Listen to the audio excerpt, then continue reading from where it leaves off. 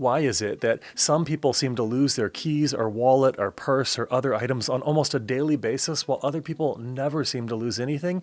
And most of us are somewhere in between the two of those. As a channel focused upon cognitive biases and logical fallacies and problem solving and decision making and just how to engage in better and clearer thinking, this is a topic that we can mine for some really great insights that we can use far beyond just losing items on a daily basis. But if you're watching this video because you don't want to ever lose your keys again, I will give you some insights on how you can do that. I'm personally someone who doesn't lose his keys. I can't remember in the last 20 years losing my keys a single time, at least not for more than a minute or two. I have developed some methods and some systems that allow me to remember where things are with ease. And even when other people around me lose items, it's maybe not a superpower, but it's something that I have cultivated, which is an ability to figure out where things are, especially if they're in a fixed location, like a single building or a single room or something like that. In fact, I have some other videos that talk about how to find lost items and so forth if you're interested in that. But let's get back to the main topic of this video, which is why people lose their keys and why some people don't, and what we can learn from it. So there are really 5 main reasons why people seem to lose their keys. The first one is what we might just call autopilot placement, where you're walking into your house or whatever location it is, you come in, you're focused upon something else, you're in a rush, and on autopilot you set your keys down, but you don't really register where you put them. You just drop them somewhere along the way. And being on autopilot, your brain can't recall where you left them, and so you don't have an easy way to trace your steps and to locate them later. The second reason is because of context switching, where maybe you're coming into a new environment, a new context, a new situation, and things are disrupted for you. So your normal habits or patterns don't work as well for you, and being a little bit off because of that, you end up placing your keys in a place that's not easy to remember, and that can become problematic. A third one is cognitive load, one of my favorite topics. I have a whole video on cognitive load if you want to learn more about it, but here's the gist of it. Cognitive load is this idea that our brains have the ability to process information. We have our different senses where we receive information. With your eyes, you see things, you hear things with your ear, you feel things by touching them, you smell things, and so you can bring in sensory data into your mind in all of those different ways. But what happens when it's overloaded? What happens if you're having to look at 3 different things at the same time or hear 3 different things at the same time? That usually leads to cognitive overload. You can actually see something and hear something and smell something at the same time, and that doesn't cause cognitive overload. In fact, it can actually enhance your experience and your memory. But when we overload one particular sense at the same time, that creates cognitive overload, and that happens to us every single day. So if you are walking into your house and you have your keys, and maybe you even have a regular place where you put your keys, but your attention is drawn to something else. There's a kind of distraction. Maybe there's a deer running through the backyard that captures your attention, or you walk in and there is an argument that's taking place, or there's something else that's novel, that's unique, that eye-grabbing, and you find yourself distracted between different things. And so at that moment, you get into this cognitive overload stage, and who knows what's going to happen at that point in terms of where your keys are going to end up.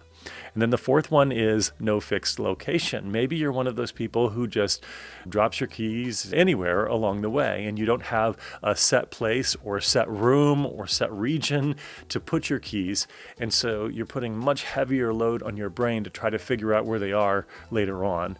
And then the fifth one is maybe related to this no key location, which is just pure overconfidence, where you just believe in your skill and your mental capabilities and your capacity so much that you don't feel like you need to have a fixed place, or you need to have a system or a habit, or you believe that your mind is keen enough to be able to just find those keys regardless.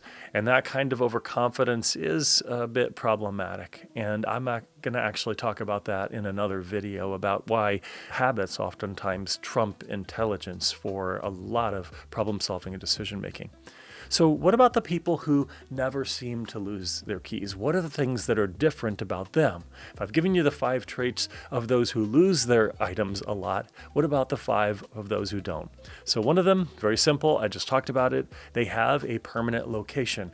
Now that location can be very fixed. It could literally be a hook on the wall where you put your key and you remove it later. It could be a fixed space. It could be just a part of a particular room. So maybe you put it in different places, but you always know it's going to be in one of those spaces in a particular part of the room. And that can actually be really helpful as well. The second thing that people do is they have the same physical routine every time. I don't know how many of you, this may date me a little bit, but there was an old television show directed for children called Mr. Rogers' Neighborhood. And every single day, Mr. Rogers would come into the door and he would open it. He would take his coat off. He would put it in the coat closet right next to the door. He would take his sweater off or coat off. He would put his sweater on.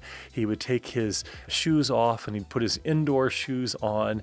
And he had a very consistent habit every time he walked in, and that same physical routine. If placement of your keys is part of that same physical routine, not only are you going to remember where your keys are, but where your shoes are and where your coat is and where all of those other items are. And it's interesting to me that some people catch on to this and they use these kinds of habits regularly, consistently, and there are other people for some reason who just choose not to. Maybe it feels too constraining for them, or they just believe that they have the mental capacity to not require it. But these kinds of simple routines can give your brain the freedom to breathe and to focus on all those other things that you want to dive into. So it can actually help you in a variety of ways. And if you're always having to attend and put that extra mental energy into trying to find something because you don't have a routine, that's less mental energy you have for something else. Third one is environmental cues.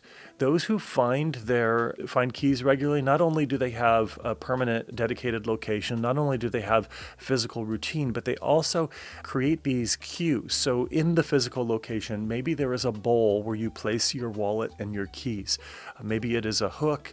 Perhaps it's a tray, but it's a very specific item. So not only a specific location, but it's a visual cue. This is the keys bowl, for example.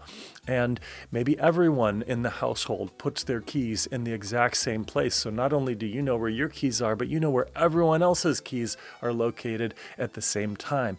And that can be really helpful. Again, it offloads some unnecessary effort from your brain. And you just have that habit and you have that very clear visual cue. A fourth one is maybe broad and related to the others, but relying upon systems more than memory.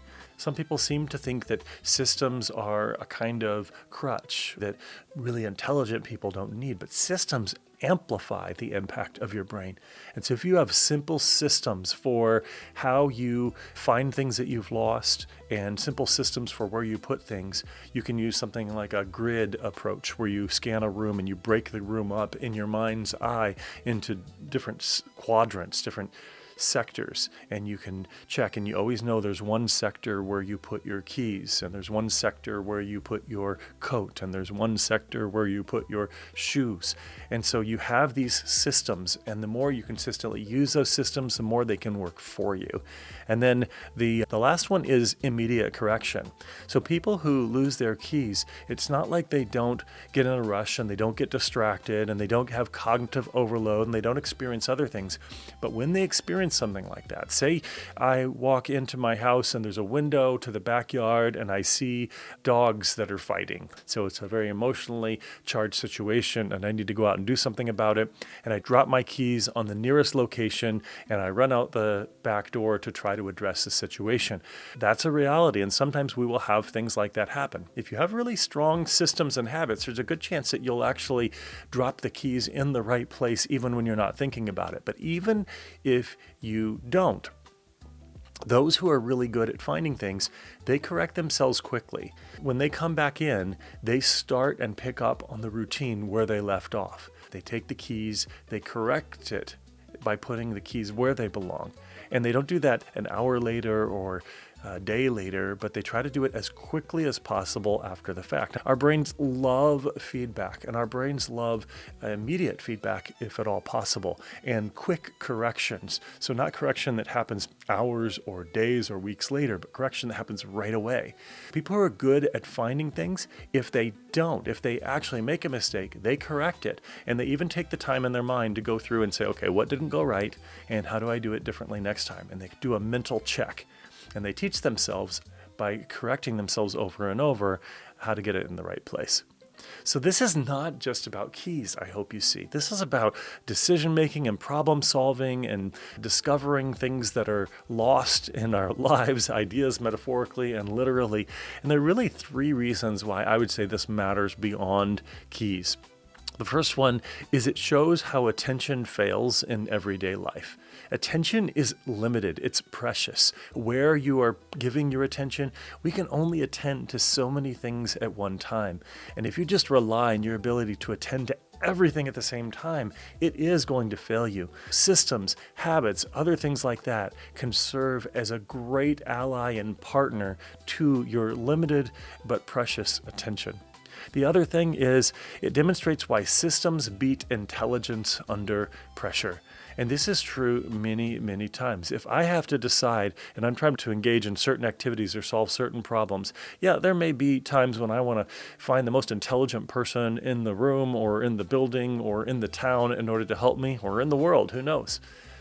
But oftentimes, for many problems and situations, I will take the person who is disciplined and has consistent, effective habits and systems in place over the person who may be more intelligent, but they are scattered in their thinking and they don't seem to have strong systems or habits. And that is true for many of us, whether you are engaging in a literal or metaphorical treasure hunt or a game or anything like that. Good, solid, carefully thought through, carefully selected systems and processes can trump intelligence in many situations. The last thing that I'll mention is what I just described about why people lose keys and why some people never lose their keys. It scales to your relationships, it scales to your workplace, it scales to your passion projects that you're doing on the side. It applies to many different situations and scenarios. So if you're one of those people who loses your keys, maybe try out a few of the things that I mentioned here and let me know if it works for you there, and then maybe let me know if it works for you in other places too. I hope you find this useful. I look forward to your comments.